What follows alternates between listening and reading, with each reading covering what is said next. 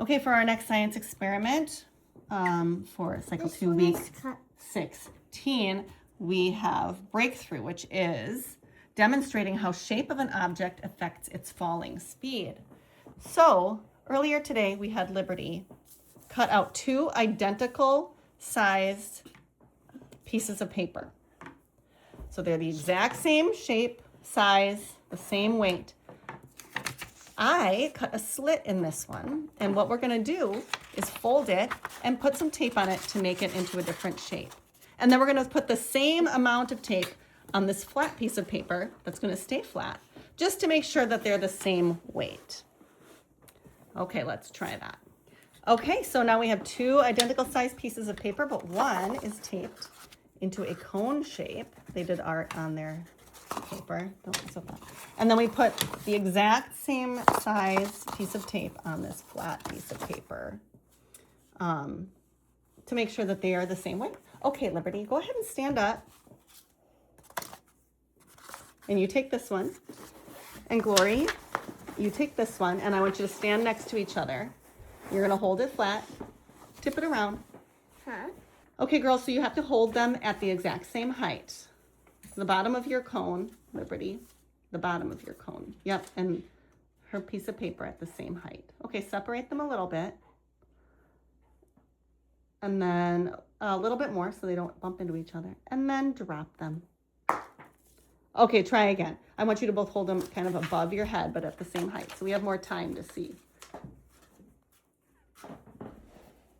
Step apart, not above your direct head, but just high. Hold them up high. Okay, so now we'll have more time to see which one hits the ground first. 1, 2, ready, drop. Oh, okay, 1, 2, ready, drop. Right, and now we're gonna see Liberty do it both at the same time. Ready, go. Which one hit first? She's holding them at the same level, and then you're gonna drop them at the same time. 3, 2, 1, go. Which one hit first? This. No, I'm gonna try another thing. Oh. What did you observe, Liberty? Why do you think that the cone fell faster than the flat piece of paper? Oh, I know, because paper, it just is flat, and when it's flat, like, so if you're ever, like, and you're on an iceberg and it's breaking, you stay spread out, so it doesn't just break. And so that would be spreading out, and it's really thin. And then it just stays there and slowly goes down. Mm-hmm. But then that's like a standing up person on the iceberg that goes straight down and then ice. Very, very good. So it's about how the air pushes against it. Like in Newton's 3rd law of motion, it's called air resistance or drag. So if it's more aerodynamic, Gloria, you shouldn't have pulled that off. Why?